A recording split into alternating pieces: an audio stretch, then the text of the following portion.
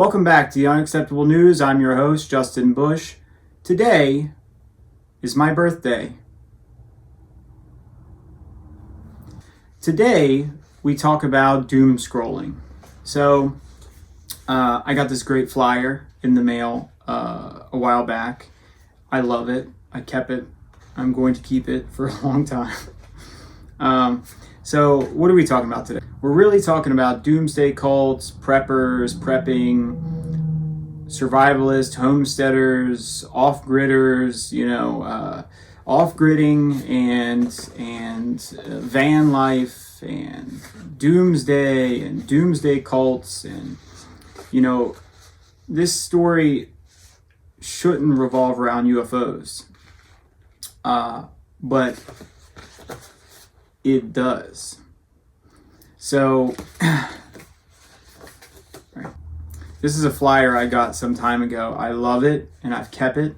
It's sat up in my room for a long time. It is probably one of the most fantastic things the human race has ever created. And I'll get back to that in a second. So, I like doom scrolling a little bit. Right? I think we all do. I think what it comes down to is we all know that something's wrong, right? Life has problems. Probably wasn't as bad today as it was 300 years ago, right? You live in a little farming community. Unless if all the crops die, your day-to-day life was fairly simple. You get up, you get some water, you cook some food, you wash your clothes, you pick some corn. You work with some animals, you plow some fields. The idea of everything collapsing and everything dying and the whole world's upside down, when you didn't have access to media like we do today, doom scrolling just simply wasn't what it is today. That doesn't make any sense. When you have access to media like we do today, doom scrolling becomes something that a lot of people do. And I think it's because it validates your feelings that something's wrong. Something in the world isn't going the way that you think it should. Society, government, whatever it might be. And we all know that these problems exist. So I think doom scrolling has become really pleasurable for people to be validated.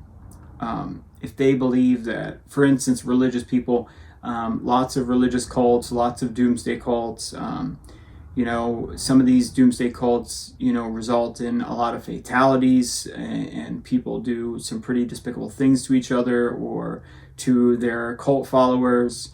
But either way, doomsday cults and UFOs go hand in hand. We all know of the Jonestown incident. We all know, they believed if they harm themselves and they'll go up into a spaceship and they'll fly away. We've all heard of Scientology where, we've got thetans, spirits of dead aliens going around and attaching themselves to human beings and all this stuff. So, what really is the doom scrolling situation that we find ourselves in today? So when we talk about doom scrolling, we really have to talk about this urge for people to homestead, to go off grid, to be nomadic, like van life. These people that they have no home, they have no place to live. They're living in a car or living in a van, which used to be relatively looked down on in society. If you come across a parking lot and somebody's living in it in a vehicle. But now it's become this kind of Instagram model, I'm going to surf in Mexico with my $40,000 Sprinter van.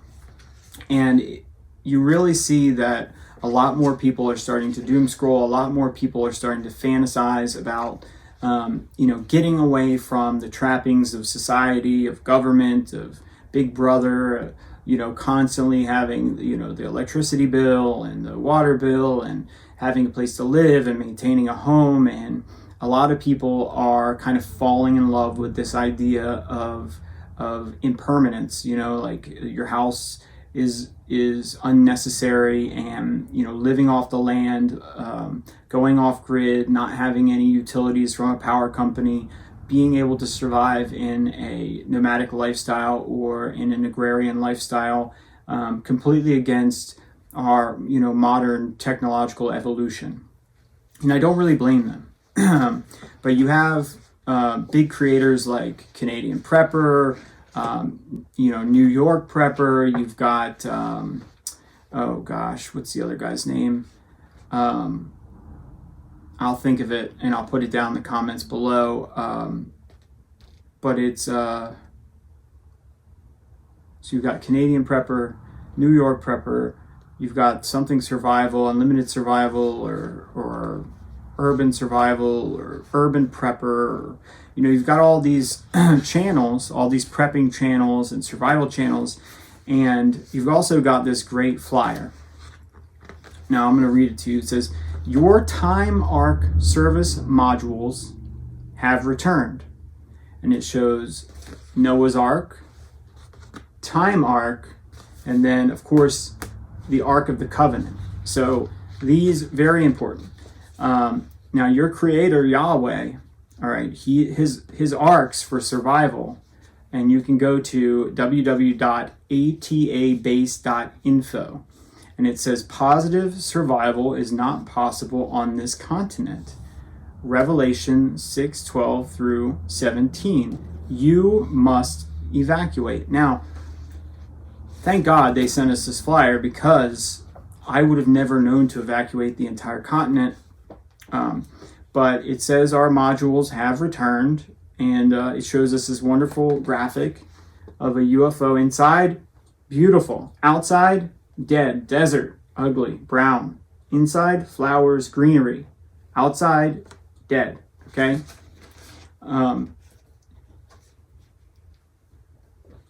Exclusive survival guidance. When I got this in the mail, I thought this was so fantastic. I kept it. I was like, I'm putting this up. I've seen UFOs. I've never seen the Ark of the Covenant before. Noah's Ark, lots of animals, so can't go wrong there. But anyway, I just thought that was funny. I thought I'd put it in the show. I enjoyed it so much when I first got it. It made me laugh. I went to the website, read all the info. You can too. It was still active last time I looked. And, it's a fairly ridiculous thing. And I tried to find out. I researched who was sending these out, because they pay millions of dollars to do this over the course of years. They're sending out hundreds of thousands of these weird flyers. There were Reddit posts about this where other people were like, "Are you getting these flyers?" But anyway, why do I like doom scrolling? Why do I like Canadian Prepper? Why do I like urban prepper and New York prepper and all these people and homesteading and preppers and farmers and all this stuff? I really like it. I like the prepping side of things because they teach you, normal things, right? Like things that our society has given up on. Planting. I have a garden. I've never had a garden before. A few years ago, I started gardening. I love gardening. It is fantastic. I've got garlic that's going to be coming up in like 2 months. It'll be ready. I'm going to eat it. It's going to be delicious, and I can't wait. I've got some of the biggest Swiss chard I've ever seen. I mean, just massive plants of Swiss chard. So anyway, the farming side I get, the prepping side I get, but it's the doomsday cults that I don't get, where it's constant, they're constantly pushing this narrative that it's going to collapse, we're going to lose everything, total war. And I believe that we should fear nuclear war. I firmly believe that. I think it is a real issue. Just in the last few years, we've changed our nuclear doctrines from a anti-first strike doctrine to now first strikes are legal. So that we've changed our nuclear doctrine to state that a first strike is a reasonable situation. That's a problem. Before nobody would strike each other first. Now they've taken that out of our nuclear agreements. So, we should be aware of nuclear war. We should be aware that these things are going on, but you rarely hear about that in the mainstream media. these doomsday people online, these preppers and these prepping channels and homesteaders and things like that are constantly, it's constant doom and gloom where they're pushing this sort of, we're in danger, we're in danger, we're in danger, everything's going to end. I think a lot of people end up getting rolled into that. They send these people millions of dollars. I've seen it myself. I've been in the chat rooms. I've seen people send $600 and $500 and $250 and $5. And if you do that for a period of years, when you're a YouTuber and you spend years making what I would consider a massive amount of money off of scared people, then you kind of get in the realm of, well, how many of these people are not thinking and they're just scared, versus how many of these people are actually trying to support the research they do. I myself am subscribed to many of these channels. I happen to find value in the prepping community. I find value in the survival tactics they teach, and building and creating, growing food, plant medicines. I really like plant medicines now. I've never had an appetite for it before a few years ago. I love learning about plant medicine, but then you have the other side of things where it's a constant inundation of, we've got a plane that went up. It's like we have a plane that goes up every day, but it's a nuclear plane. Our nuclear planes are up every day. They have been for like 40 years. So I think in order to get people engaged, they have to keep them in a constant state of fear, some of them, not all of them, to where that they're hyper vigilant about, interacting with these pages. And so when you have these people, at least a portion of them, that are in a constant state of fear, worrying about the next global catastrophe, the next collapse of society, the more information they put out that keeps them in fear, the more money they make. And then you have this kind of issue where you've got these people, they're aware that there's a possibility something bad might happen, maybe it doesn't, but they're not thinking like everybody else. So you have people that are just watching for the enjoyment of the material versus the people that are hardcore. A lot of them are religious. I hate to say it because of, you've got apocalyptic revelations in pretty much every mainstream religion. So you have people that really seem to be milking the religious community for all they're worth by presenting them information that tomorrow is the day. It's coming soon. And then when you see the channel's been around for 10 years, they've been saying it's coming soon for 10 years. And then you're like, well, is 10 years a soon time? How much money did you really make telling people that the end is nigh? And how much of your business is associated with, scaring people, right? But I myself enjoy it. And there's one specific reason why I watch. And that's because, unfortunately, these prepping communities actually do have their fingers on the pulse of things that the mainstream media will never tell you. These people are highly connected to radio operators, ham radio operators. They do make connections, insider connections with government. People that believe that something, like for instance, if you're in the Air Force, something happens and then the mainstream media is not reporting on it, you reach out to these communities who have this widespread audience and you say, hey, this happened yesterday. And so you actually find that these prepping communities are releasing what I would consider relevant information to the public. I have to say some of them are better and some of them are worse than others about how much they push for this kind of the end is near mentality.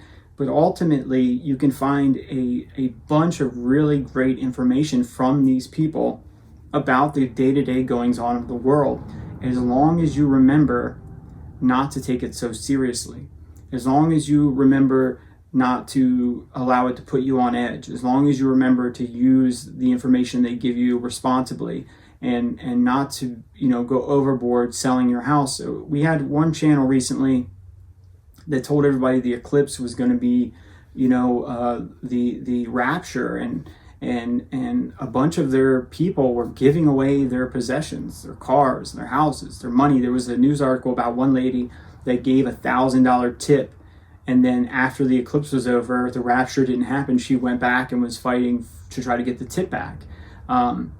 That's the type of people that you can find in some of these doomsday cults, where the information that they give may be reasonable, but there are unreasonable people that take that information to an extreme, and they do untold amounts of harm to themselves and their lives by getting sucked into this doom scrolling of like everything is on fire. And I think that it keeps them from living a reasonable life. If let's say, God forbid, there's a war tomorrow, I would much rather have spent the last week, doing something that I would consider productive than, worrying about the next global catastrophe. You don't want to let this sort of fear paralyze you into living as normal of a life that you can. And I think that's really where I come to a head with some of these communities, where I don't think that they have reasonable expectations for their audiences. I think they don't understand the profound impact they have on people. And so they say, hey, well, I didn't tell them to do that. Maybe. But maybe you could also be more reasonable with your fear tactics and fear mongering as well. Maybe you can talk to people reasonably and say, look, this just happened. It scares me because of this. And I'm going to do this because, this is how I'm going to deal with it. Instead of this constant, like, rest assured, people, it's coming tomorrow. Look at what happened.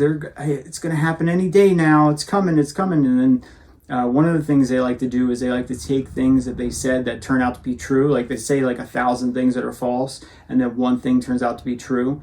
And then they use it later on, like 3 years later in a video. They're like, I said this 3 years ago. I'm right, and it actually garners them more attention, because nobody's going to go back and look at 1,000 hours of video to try to find every time they were wrong and every time they were right. So you're a new person, you click on, you're like, hey, what's this? And then you watch it like, oh my gosh, he did say that 3 years ago. Like, we really need to, pay attention or whatever. But anyway, I guess that's it. Doom scrolling. Is it for you or is it just for me? If you'd like to support our channel, go to the description or in the pinned comment down below. That's the Unacceptable News. Don't like, don't subscribe, just run.